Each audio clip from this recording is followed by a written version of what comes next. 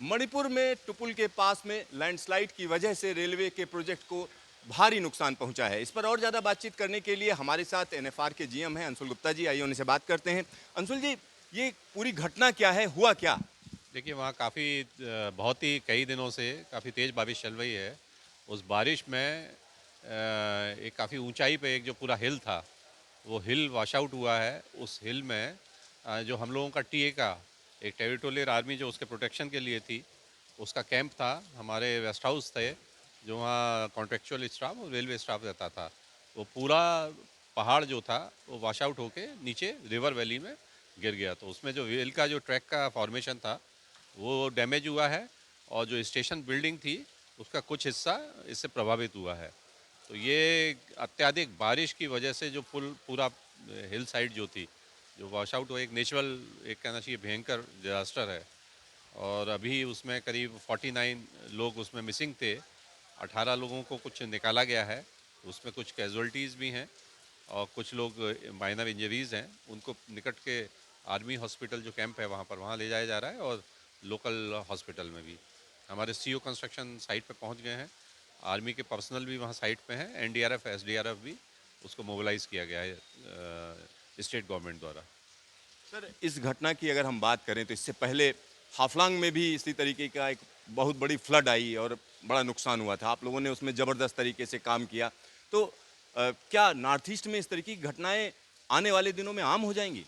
नहीं नहीं, आम नहीं, क्योंकि एक एक फ्रेजाइल माउंटेन है, यंग माउंटेन है, और जो जिसको शैल स्ट्रेटा बोलते हैं, जो पानी गिरने पर काफ़ी, एक कहना चाहिए बहुत ही फिसलने वाला हो जाता है। तो उससे इस तरह का लैंड साइड पहले भी होते रहे हैं। और बट इस वर्ष जो है बहुत ही कहना चाहिए, जो रेनफॉल जो हुआ है उसका क्वांटम जो है, it has been very very heavy in last few years. जिससे कि आपने देखा होगा, जो इतना भीषण बाढ़ आई हुई है, उसी का ये प्रभाव है। और हाफलोंग में भी इसी वजह से जो बदरपुर से लमडिंग का सेक्शन है जो प्रभावित हुआ था। करीब हमारी 62 लोकेशन पे रेन कट हुए थे, या वाशिंग अवे हुआ था, या लैंडस्लाइड हुए थे, जिसमें से ज़्यादातर लोकेशंस हम लोगों ने अपने युद्ध स्तर पे अपनी सारी मशीनरी और स्टाफ को लगा के ठीक कर लिया है।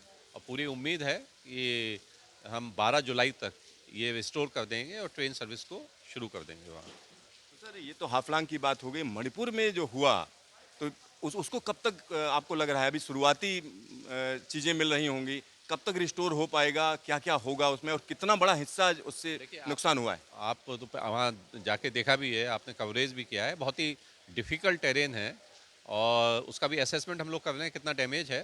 बट हमारी कोशिश रहेगी कि जल्दी से जल्दी रिलीफ ऑपरेशन करके और रिस्टोरेशन करेंगे। जितना फॉर्मेशन में डैमेज हुआ है, स्टेशन में डैमेज हुआ है, उसको दोबारा से हम लोगों को बनाना पड़ेगा, और कार्य हम युद्ध स्तर पर करके इसको भी चालू करेंगे। सर, एक आखिरी सवाल है। अगर हम सिक्किम की बात करें तो सिक्किम वाले प्रोजेक्ट पर भी ज़बरदस्त तरीके से काम चल रहा है, लेकिन सिक्किम में भी बहुत ज़ोरदार बारिश चल रही है। तो क्या सिक्किम में भी इस तरीके के खतरे मौजूद हैं?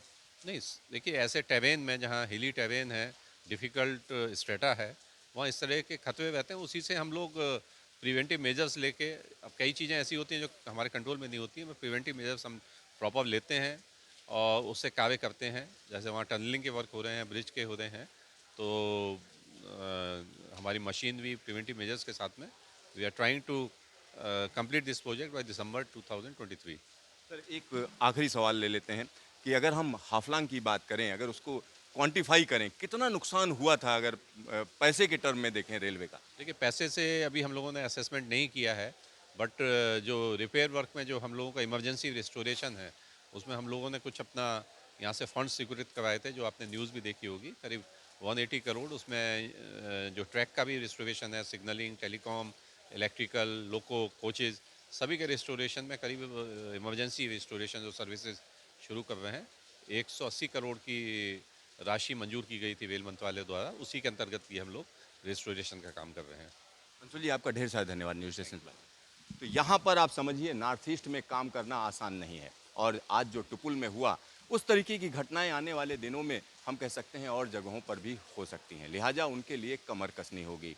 कैमरामैन हीरा मंडल के साथ सिद्धार्थ, न्यूज स्टेशन, दिल्ली।